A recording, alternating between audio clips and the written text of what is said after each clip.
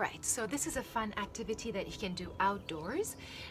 As you can see, I've put some plastic on this table, and these are the products you'll need. You'll either need a pair of gloves, and I think the wind took my pair of gloves, or you'll need hand lotion. There we go, you can put some hand lotion on, and the reason about the hand lotion is just so if you get paint on your body, it'll be easier to wash it off with soap rather than if you have dry skin.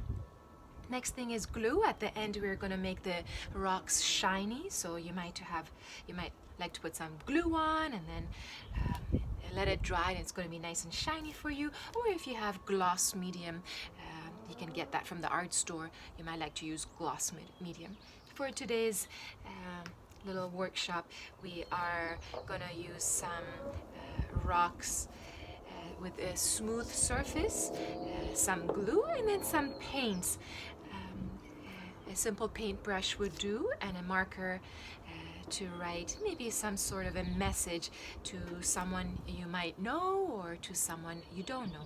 So thinking of messages, usually I think of messages that people might need, especially during this time. Kindness, self-love, compassion, patience. So again, it's really up to you. If you have acrylic paints at home, great. If not, the colors you might like to go by are yellow, red, blue. Those are the primary colors, and as you mix them up, the yellow and red will give you orange, and the red and blue is going to give you purple, different shades of purple, and of course yellow and blue will give you green. And if you have more paint, of course you can use your paint. Options are white and black as well if you wish. I rarely use them on when I make rocks with messages, but up to you. A cup filled with water or some sort of a jar with water, and that's about it. We'll begin.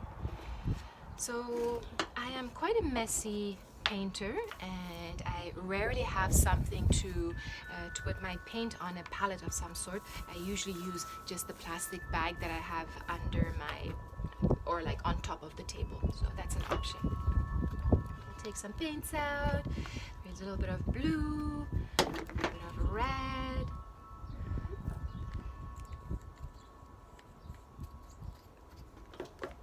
and some yellow.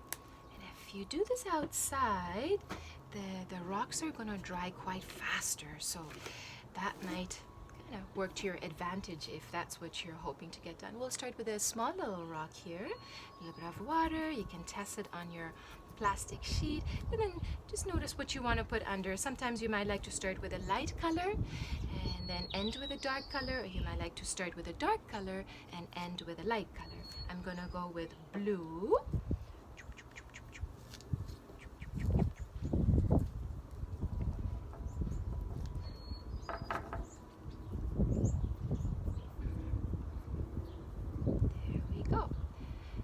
So some people like to start painting the bottom of the rock first. So some people like to paint the bottom of the rock first. They let it dry and then they turn it. And this side of the rock might be the same color as the bottom, or it might be a different color. I like to leave the bottom of my rock just the natural color. I find that there's beauty in that, to show the skeleton of the rock and its natural color, and kind of maybe what it's formed from. If it has some silica, beautiful little crystal gems in there, or calcium, so you can do whatever feels right. We'll let that dry, and then as this is drying, I'm going to mix some colors here. I can wash my paintbrush. Again, a little taster, and I'll take some yellow. There we go. We like some orange, so we'll mix some orange.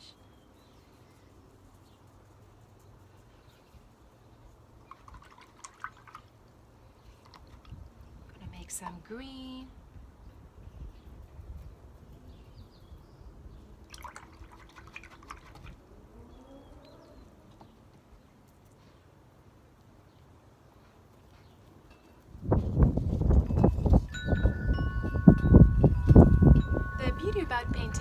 rocks, especially intention rocks or rocks with messages, are that you can do a few rocks at the same time. And as the background dries, then you come back to the visit the rock that has a dried background. But just because it's a windy day today, you might be able to hear the wind chime in the background, and the birds singing, and the wind going by. The rock has already dried. So I will start with little green dots around my rock.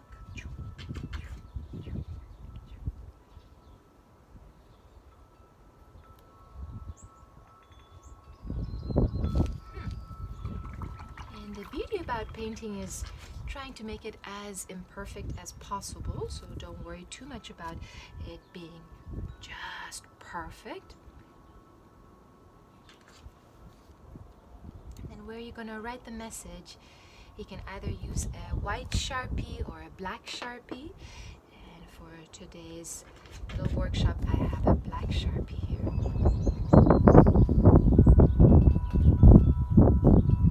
If you decide to use a black Sharpie, make sure that the background is a bit lighter than the color of Sharpie you're using. And if you want to use your white Sharpie, you have a darker background.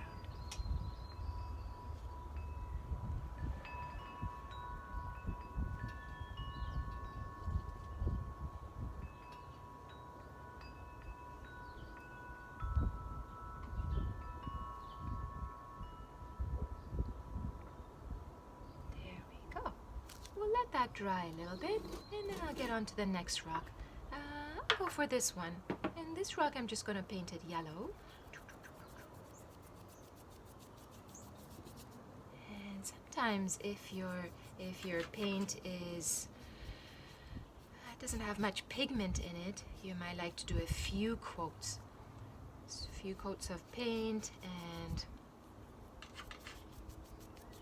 that might give you the finish you're looking for, kind of that nice background.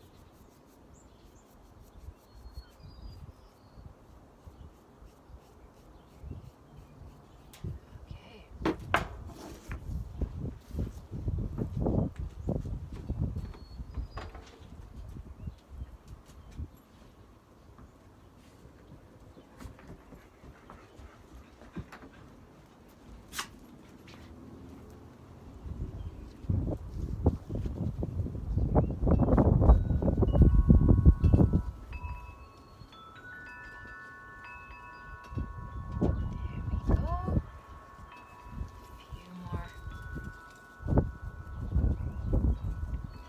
Say a few more breaths here, but yeah, why not? A few more breaths.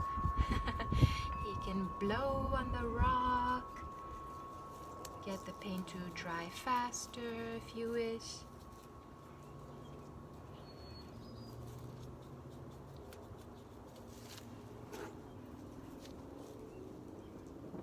I'm going to put a little heart on this rock.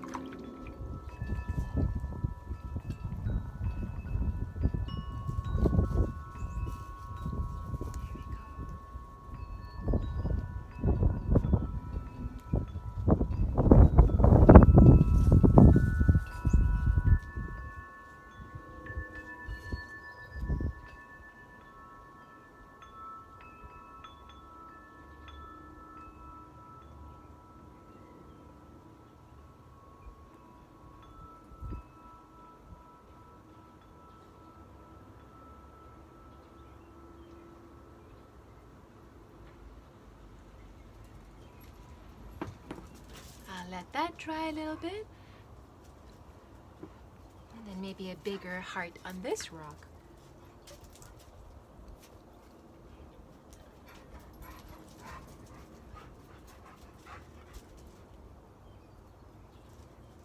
You might be able to hear Lucy in the background. There's a quail in our neighbor's yard that she's quite excited about meeting. Fortunately for the quail and unfortunately for Lucy, they are not gonna meet. There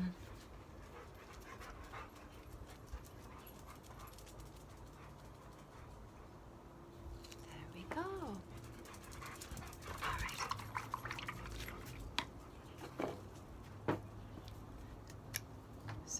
on this rock, I'm gonna write self-love.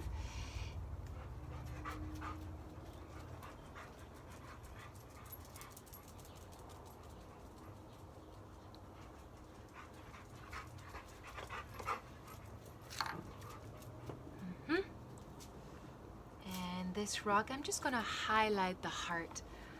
So with your Sharpie, whatever color Sharpie you've decided to use, you can highlight the edges of the rock, of the rock as well, but of the shape you might have painted on your rock.